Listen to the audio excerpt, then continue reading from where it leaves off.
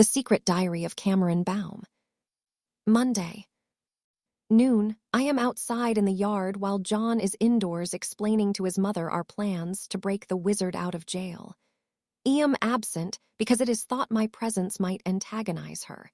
It usually does even at the best of times. A hint of what is occurring in the house comes with the sudden emergence of BB-8, rolling towards me and burbling anxiously in droid speak. Sarah Connor has rapidly supplanted any first-order villain as the droid's personal big bad. Say what you will of Kylo Ren, at least he doesn't stuff you in a toy cupboard and lock the doors. Another refugee arrives. Snowy, abandoning a half-finished bowl of doggy chow because of the bad vibes. Together, we sit by the pool and stare back at the house. The Terminator, the droid, and the small, furry dog. A motley crew, indeed. 10 minutes pass. 15. Finally, the back door opens and Sarah Connor emerges. BB-8 gives a beep-boop of alarm and tries to hide behind my legs. No need. She pays us no heed and climbs astride her Harley-Davidson motorbike. The motor starts and she is gone as quickly as she appeared. Beep-boop, beep-boop. Yes, BB-8, it's safe to go inside now. No one will stuff you in a cupboard. Boop. The droid rolls towards the house, swiftly followed by Snowy, who is doubtless eager to finish his meal. John holds open the door for them and then joins me in the yard. How did it go? I ask. About how we expected. She was mad we kept it from her, said it was a crazy plan. We're taking a lot on faith, and the reward isn't worth the risks. All perfectly valid points. Soch won't be joining us. Oh no, Mom's coming. How did you persuade her? I used the Naya tactic. What is that? We're doing it with or without you. Naya. Interesting. You use a similar tactic in the future when a Mexican warlord is reluctant to support a resistance ambush on a Skynet convoy. We're doing it with or without you. Correct. No Nayas. They don't translate too well. Plus, the Mexican warlord is a brutal psychopath reputed to collect the severed heads of his opponents. Good call, me. Yes, good call, you. Thursday. Snowy bounds ahead of us, scampering along the sidewalk like a puppy dog. He's perked up a bit, John comments. This is true. A few hours ago, when we waved goodbye to Mia as she left for Washington with her school friends, Snowy was despondent at being left behind. Now he gets to have an adventure of his own, staying with the Bartletts for 2 days, and his previous misery is forgotten. Truly, that dog's memory is as poor as a Windows 95-era laptop. Paige Bartlett opens the door at our knock. Hey, guys, come on in. Thanks for doing this, Paige. No problem, it'll be fun. She bends to pet Snowy. Ooh's gonna stay with Auntie Paige. Ooh's gonna stay with Auntie Paige. Oh, indeed. Here's his food in bowls. Wow, lot of bowls. One for regular chow, dry mix, regular and dry, water, treats. Mix them up and he'll sulk. Quite the prima donna. He likes walkies morning and evening so he can nap during the day. He prefers the park with the skateboard pipe. Right, I know where it is. If there are children around, keep the leash on. Oh dear, does he bite? No, he'll do tricks. Tricks. Snowy, do the moonwalk. Snowy launches into his party piece, where it seems as if he's moving forwards instead of back. It took ages to learn, but was clearly worth it. This gets him more attention than anything else in his doggy repertoire. And boy, does he milk it. Oh my God, he's moonwalking. Once he has an audience, there's no stopping him. I think he was Bob Hope in a previous life. Oh, and you'll need these. John hefts a plastic sack on the table. Disposable pooper scoopers. 50 should be enough. You're joking. I wish I was. The glass doors that separate the house from the pool terrace open and Sookie, Paige's bestie, walks in. She's barefoot and wearing a white robe. I thought I heard voices, she says. Hi, John, I was getting a tan by the pool, an all-over tan. I so hate lines. She smirks coquettishly. Hey there, Snoopy, nice doggy. It's snowy, I correct. Whatever. She leans over to pet him and allows her robe to flap open, giving John a glimpse of her all too evident nudity. Oops, she giggles. Sorry, total accident. She isn't sorry, and it wasn't an accident. I am starting to heartily dislike this girl. Let me cinch your robe for you, I tell her. No need. I can't too tight, it's hurting me. We'll be going, John says. See you in a couple of days. Bye, Snooky, I say over my shoulder as we're leaving. It's Sookie. Whatever.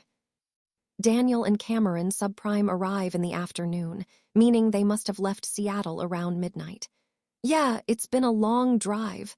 I didn't think I'd miss airports until I couldn't use them again, Daniel admits ruefully. Man, I never thought I'd see this place again. Where's Snowy? Staying with friends. Yeah, I left Lulu with Frank the super. You know, she's spending so much time with Frank, I think she's beginning to prefer him to me. I'm sure that's not true. I don't know. She seemed pretty psyched about it to me. It is good to see you again. I greet Cameron subprime. Likewise, you are looking well. Likewise. Get a room, Daniel grins. Shall we exchange a high five as part of the greeting ritual? I suggest. I have something better than a high five. Better than a high five. Indeed. Raise both hands above your head, please. I do as instructed. Slap, slap. It's called a high 10. I taught her that, Daniel says proudly. Damn near broke both my wrists doing it. Sarah Connor hugs Daniel as we enter the house. She ignores Cameron subprime, who doesn't take offense. By her standards, this is convivial behavior. So, they roped you into this as well, huh, Sarah? Against my better judgment. Really, seems right up your street. I don't believe in prodding a hornet's nest with a stick, which is what this amounts to, in my opinion. Well, I'm sure it will go smoothly if you're involved. Thank you, Daniel. Now if you'll excuse me, I have some packing to do. By packing you mean? Firearms, did I not make that clear? Sorry, I'm a little rusty. With Sarah Connor upstairs, BB-8 rolls into the room. Lacking Snowy to pal around with, BB-8 has been rolling aimlessly from house to yard and back again, all the time trying to avoid the attentions of Sarah Connor, who would shove the droid into a toy box without a moment's pause. BB-8 might be hot stuff on Jakku, but here in Santa Monica, the droid is as helpless as any Raggedy Ann doll when confined to a locked toy chest. The Force isn't strong with this one. Hey, you got a Star Wars toy, Daniel exclaims. Can I have a go? Where's the remote? There is no remote, John explains. Cameron made some modifications. It's fully autonomous now. It's a real droid. Oh, wow. Daniel kneels down and says in a falsely deep voice, Little droid, I am your father. Beep. Nah, I'm messing with you. Hey, do you have that Ray chick's phone number? She's smoking hot. Beep, boop, beep, boop, boop, beep. BB-8 responds furiously before trundling out into the yard. Huh, what'd it say? Trust me, you don't want to know. After some liquid refreshments, Daniel asks, So, when are we leaving for Nevada? Later, we're still got a few things to take care of, John replies. Anything I can do to help? Well, we need a fast getaway car. Something powerful and capable of carrying at least 5 people. Ferrari, Porsche, something like that. Too conspicuous. A Camaro or a Mustang would fit the bill. If you really want to help, why don't you and Jan head over to Lax and see what you can find in the long-stay car park? I assume we're stealing this vehicle. Unless you have 50 or 60 grand going spare. Stolen it is. The two return 3 hours later, the proud owners of a recent model Ford Mustang. It has tinted windows and shiny alloy rims, and while the interior is a little cramped for 5 people, it will more than suffice. Nice work, guys, this is perfect, John says. Any trouble getting hold of it? Nope, we saw it arrive. Belongs to some preppy guy and his hot blonde girlfriend. We followed them into the terminal and watched them board a flight to Hawaii. Vacation, presumably. Probably won't be missed for at least a week. And that's not the best bit. Do you know how Jan stole it? She bit the tip off her little finger and there's like this silvery bone thingy underneath which she sticks in the door lock. Couple of seconds later, bam, the security system turns off, the door opens and the engine starts. It was both incredibly cool and really gross at the same time. Show them your finger. Cameron Subprime holds up her pinky. Apart from a fatting red circle around the tip, there's no sign of any self-mutilation. And it certainly beats having to carry a bunch of keys around. What's the U-Haul van parked in the driveway? That's the second getaway vehicle. A U-Haul? What will the cops be driving pedal cars? Because that's about all it'll outrun. It's not always about speed. Stealth, that's the key. And how many U-Hauls do you see driving around? No idea. Never really paid them much attention. Exactly, John grins. Pretty sneaky, General. High 10. Slap, slap. Cameron Subprime and I exchange a look. Hey, I thought that was our thing. Friday. We leave Lowe's Angels after dark. John and I are in the Mustang while the others ride the U-Haul. Daniel wanted to drive the Mustang as well, so to decide the matter, a quick game of rock, paper, scissors was played. John won. Rock blunted scissors. Is Lieberman still sulking? I glance behind. He doesn't look happy. He'll get over it. We drive to Pasadena and the Cal Tech campus to pick up Eric, former king of nerds. He is waiting outside the gates dressed in chinos and a dark windbreaker jacket, a laptop satchel slung over one shoulder. He climbs in the backseat. Nice wheels, yours. Let's call it a loaner. The people in the van behind are with us. Can't do it without them. Who's the older woman? My mom. You brought your mom. She's not like a regular mom, believe me. The girl looks just like you. My twin sister, I explain. How do I tell you apart? My hair is an half-inch shorter, duh. And the other guy. Friend of ours. He looks mad about something. He'll be fine, just lost a bet is all. He's a gambler. Oh yeah, major rock, paper, scissors problem. So, how'd your date with Judy go? It wasn't a date. There were a bunch of us. We had a meal, then hit a karaoke bar. Karaoke, huh, romantic, what you sing? Creep, by Radiohead. The one that goes, I'm a creep. I'm a weirdo, I don't belong here. Isn't that a little too, on the money? It's my favorite song. Of course it is. Are you seeing Judy again? Actually, she invited me to a Courtney Barnett concert tonight. Obviously, I couldn't go. What excuse did you use? I had to visit my mom. Because she's sick. No. Because it's her birthday. No, just kinda check in. Aw man, big mistake. Really? Oh, maybe that's why she's not answering my texts. How many have you sent? 6. Okay, no more texts. When you're in a hole, the first rule is to stop digging. You think she's mad at me? That's about the gist of it. Should I send her a present to say I'm sorry? Flowers, mini muffin basket. Sure, that'll work, if she's 80 years old. Look, no gift is gonna make this better. What you need is a gesture. What kind of gesture? Let me think. Is Courtney Barnett playing any more gigs locally? Let me check. Eric opens his laptop and taps the keys. Playing Orange County Tuesday night. Any tickets left? A few. Buy the best pair they have. Okay, won't she have already seen the show? It's the gesture that counts. If she likes you, she'll find it thoughtful and endearing.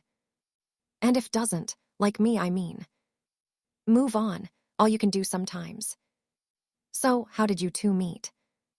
Oh, the old story. Boy meets girl. Girl tries to kill boy and take over the world, and yet somehow we've made it work. Sounds complicated. At least there was no karaoke. Amen to that. We arrive in Nevada in the early morning. There is little to see. Nevada is a huge state with a relatively small human population, most of them living in the major cities, Las Vegas, Carson City, Reno. Out here in the boonies, there is little but desert and views of the distant mountains. If a yawn had physical form, it would be Nevada. John picks up one of the radio handsets we will use to coordinate our actions. Hey, guys, coming up on the prison access road, me what you think. A narrow slip road leads off the main highway and becomes a 2-lane blacktop that runs at a right angle away into the desert. Tall steel light stanchions are spaced several hundred yards apart on both sides of the road. There is no sign of the prison, which is 5 miles distant. A large sign states this is federal government property and no unauthorized access is permitted. No barrier, no guards, just a sign. I don't like it. Sarah Connor, paranoid as ever. Take a close look at the lights. See those round black ball-type things fixed to the posts? Eric says they're high-definition security cameras. They can focus in on license plates and check them instantly on a government database. Drive more than a few yards and they'll know everything about you, probably down to social security numbers and what you're watching on Netflix. So much for data privacy. The prison road recedes behind us. We drive several miles further to inspect the cell tower that Sarah Connor and Cameron Subprime will have to disable if our plan is to succeed. There it is. Doesn't look much, does it? No, the cell tower is situated a few paces back from the highway verge, an aluminum gantry festooned with antennas. At the base is a square concrete blockhouse with an iron door and no windows. The whole structure is ringed by a tall chain-link fence topped with razor wire designed to keep people out. With a Terminator on the job, it might as well be tissue paper. We make a U-turn a mile past the cell tower, then head back to the nearest town, a place called Scanton. Here we locate the cheapest motel we can find and check in. This place is a dump, Daniel remarks dolefully as he inspects the threadbare furniture and generally drab fixtures of the motel room. Couldn't we afford anything a little less? Shit. It's not about saving money, Sarah Connor explains. The desk clerk didn't ask for ID, and there are no security cameras. We have to assume they'll try and backtrace our steps. The fewer clues we leave behind, the better. Eric sits at the wooden dining table and takes out his laptop. I'll check the local weather forecast, see if there's any rain due. Yeah, wouldn't want to break into a prison without a brolly handy, Daniel quips. It's all right for you, safe and snug in the Mustang. I'll be on the back of a dirt bike, and technically we're breaking someone out of prison, not breaking in. We're gonna be here for a few hours. Anyone want anything to eat? John asks. I saw some vending machines in the lobby. I could use a coffee, and maybe some Funyuns, says Eric. Coffee, Funyuns, Mom. Coffee, black, and see if they have any healthy eating options. I'll ask, but I doubt they will. Lieberman. Are you kidding? I'm too nervous to eat.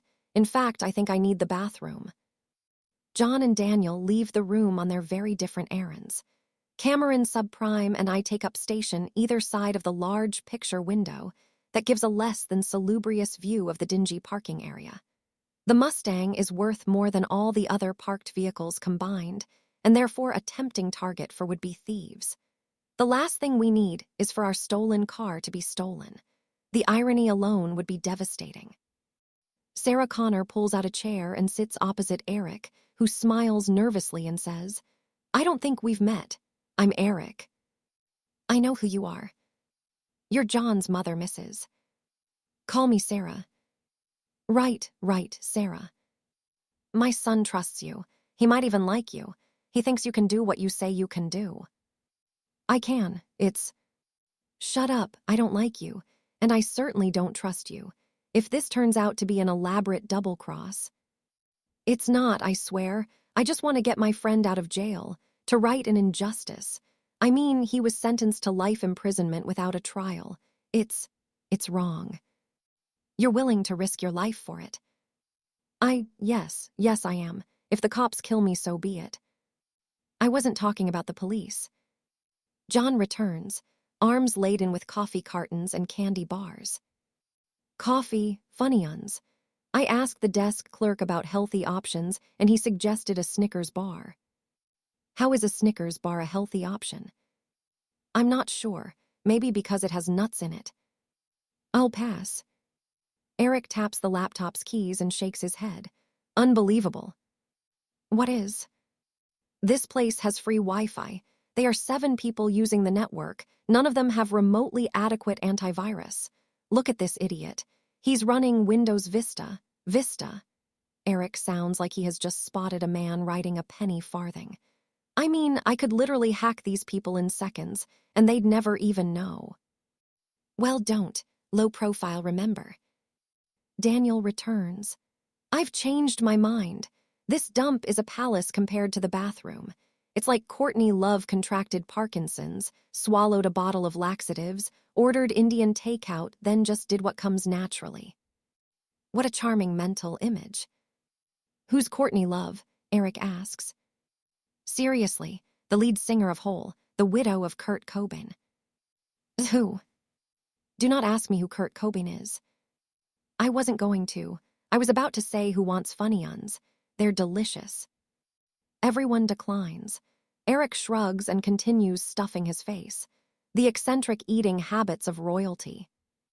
So what's the weather forecast? John asks. Dry and clear.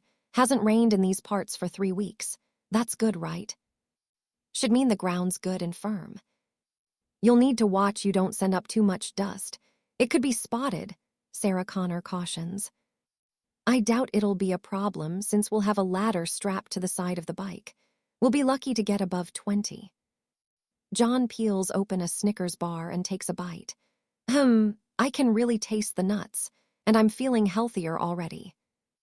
His mother smirks but says nothing. I don't know how you can eat. I feel like I've got a beehive in my stomach, Daniel confesses. Try and relax, man. We'll be here a few hours. Watch some TV. Daniel picks up the remote and points it at the flat-screen TV hanging on the wall. Suddenly, the room is filled with the loud groans of a woman being sexually pleasured by a man. The screen depicts them enthusiastically enjoying coitus. Shit, Daniel fumbles with the remote and finally manages to switch the TV off. Sorry, don't know what the hell that was.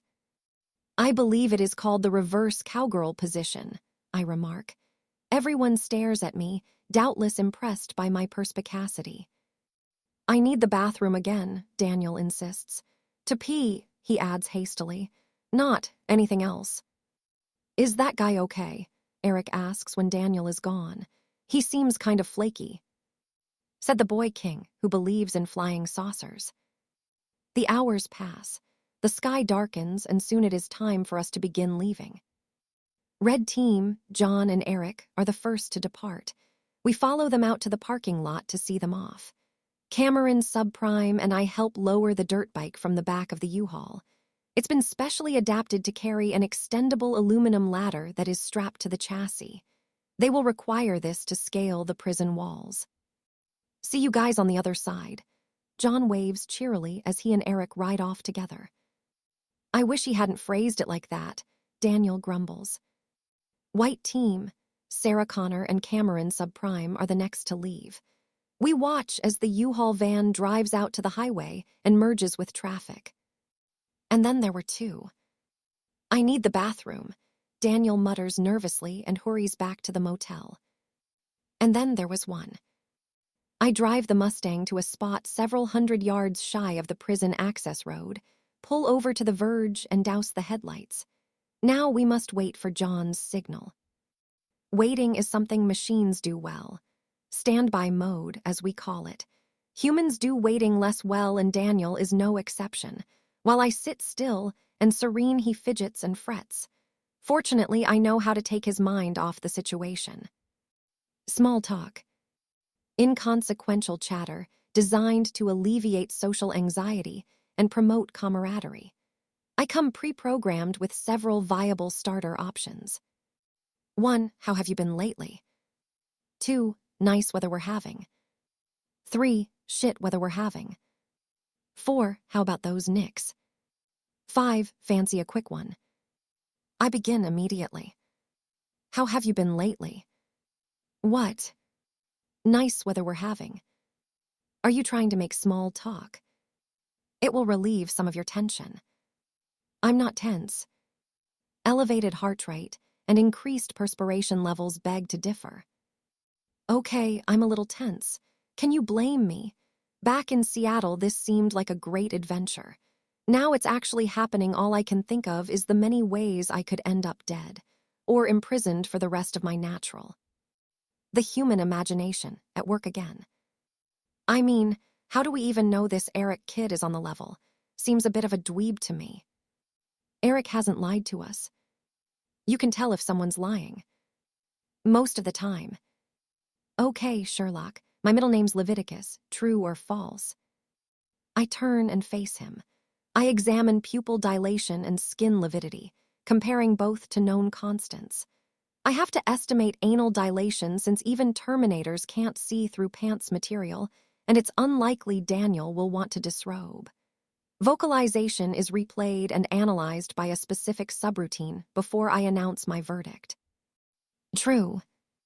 Yeah, just keep it on the down low, okay? Not exactly something I advertise. Of course, it might have been a lucky guess. Even money bet, after all. It wasn't a lucky guess. I believe you. Hey, I'm getting pretty good at this myself. We relapse into our default modes. Still and serene, me, fidget and fret him. Human and machine doing their thing. Or do I mean thang? I will Google it later. Wonder what that hot couple are doing now. Daniel muses. Hot couple. The preppy guy and the blonde we stole the Mustang from. Probably lying on a beach in Hawaii. Not a care in the world. Unlikely. It is night in Hawaii. Okay, maybe they're enjoying a romantic dinner for two. The guy's saying, gee, I hope my tang's okay back in LA. The blonde says, honey, tonight I'm all the tang you need. Daniel winks at me. Get it. Get what? Never mind, he sighs. The radio handset on the dash remains stubbornly silent. You remembered to charge it, I hope, Daniel asks. Of course. Nice clear night. Daniel leans forward and stares up at the night sky. What's that bright star up there? Is it the pole star? I summon a star map to appear in my HUD. Number Betelgeuse. In the constellation Orion. It is 604 light-years from Earth. I think it's pronounced Betelgeuse. Betelgeuse. Betelgeuse. Betelgeuse. Fine, have it your way. My way is the correct way. Silence. Daniel fidgets afresh, then asks, how come you're so relaxed? A design characteristic. I am calm as a cucumber. It's cool as a cucumber. Oh, why is a cucumber considered cool? Because it is refrigerated to impede decay. I don't know. Maybe cucumbers are cool because they wear leather jackets and ride motorbikes. I evaluate this new information, then reject it as absurd. Cucumbers have no limbs, so how could they control a powerful motorbike? The road safety implications are horrendous. More silence, more fidgeting. My small talk tactic was an obvious bust. I'd be better off locking him in the trunk. Shouldn't they have called by now? We've been here hours. 27 minutes. It seems like hours. No, it seems like 27 minutes. Something must have gone wrong. There is no evidence to suggest that. Daniel sighs. Tom Petty was right. The waiting is the hardest part. More silence, then softly, I need the bathroom. It's in your head. Try telling my bladder. I lean over and address his lower abdomen. It's in your head. Daniel laughs. Thanks, jokes help relieve the stress. What jokes? More laughter. Humans are weird. Suddenly the radio crackles into life. John's voice, low and urgent. Blue team, go, go, go. I flick on the lights and stamp on the gas.